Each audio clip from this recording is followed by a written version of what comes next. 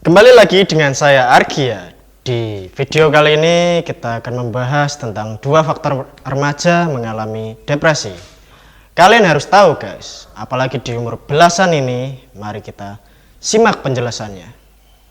Apa itu depresi? Depresi adalah gangguan suasana hati yang cukup umum namun serius. Pada zaman dahulu, depresi sempat dianggap sebagai turunan, bahkan sempat dianggap kerasukan iblis dan disebut dengan nama melankolia. Sampai akhirnya dihubungkan dengan ketidakseimbangan kimia dalam otak, yang mana masih terlalu rumit untuk dipahami sepenuhnya. Ketidakseimbangan happy neurotransmitter seperti dopamin, serotonin, dan lain-lain menyebabkan kita bereaksi negatif atau berperilaku menurun seperti merasa kesepian atau menangis. Pada tahun 2019, hal ini terjadi pada 15,6 juta penduduk Indonesia. Benar, kita hidup di zaman yang sangat penuh dengan berbagai macam hiburan.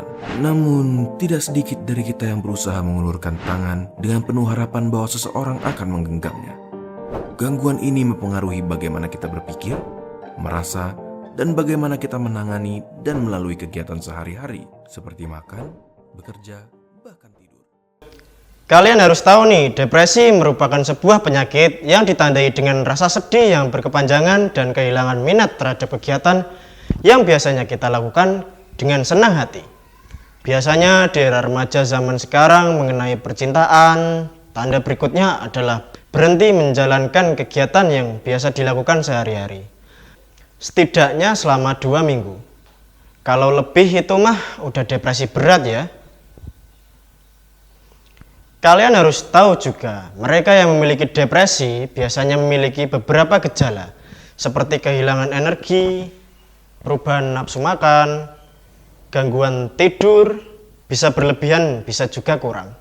Dari lama tidur biasanya.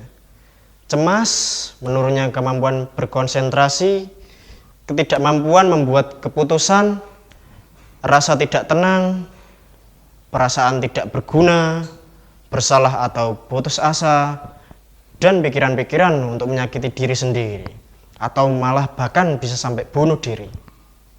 Untuk mencegah dampak depresi agar tidak parah, kalian harus mengetahui beberapa hal berikut. Yang pertama, kalian harus tahu jika kamu merasa depresi. 1. Bicaralah dengan orang yang kamu percaya mengenai perasaanmu.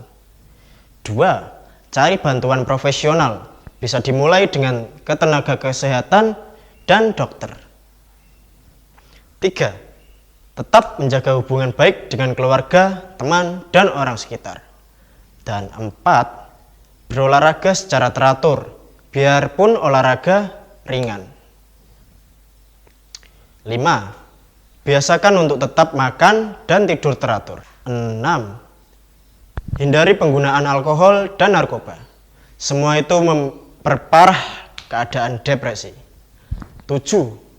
Tetap lakukanlah hal-hal yang selalu kamu nikmati, bahkan ketika kehilangan selera untuk melakukannya. Contohnya saya suka bermain game. 8. Tetap waspada dengan pikiran-pikiran negatif yang terus muncul, serta kritik dari yang berlebihan, dan coba gantikan dengan pikiran-pikiran positif. Beri semangat dan selamat pada diri kita sendiri atas apa yang kita dapatkan. Bersama orang depresi, apa sih yang harus dilakukan? 1. Jelaskan pada mereka bahwa Anda mau membantu, mendengarkan tanpa menghakimi dan menawarkan. 2. Cari tahu lebih banyak tentang depresi. 3. Dorong teman atau keluarga yang depresi untuk mencari bantuan profesional.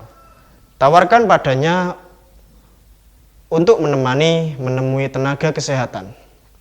4.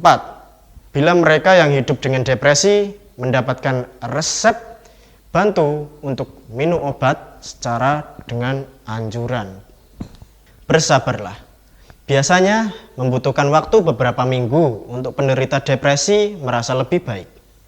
Anda dapat membantu menjalankan tugas harian dan memastikan teman atau keluarga yang mengalami depresi makan dan tidur teratur. Ajak atau dorong untuk berolahraga dan melakukan kegiatan sosial. Bila teman atau keluarga yang mengalami depresi mengutarakan pikiran untuk melukai diri sendiri, jangan tinggalkan sendirian.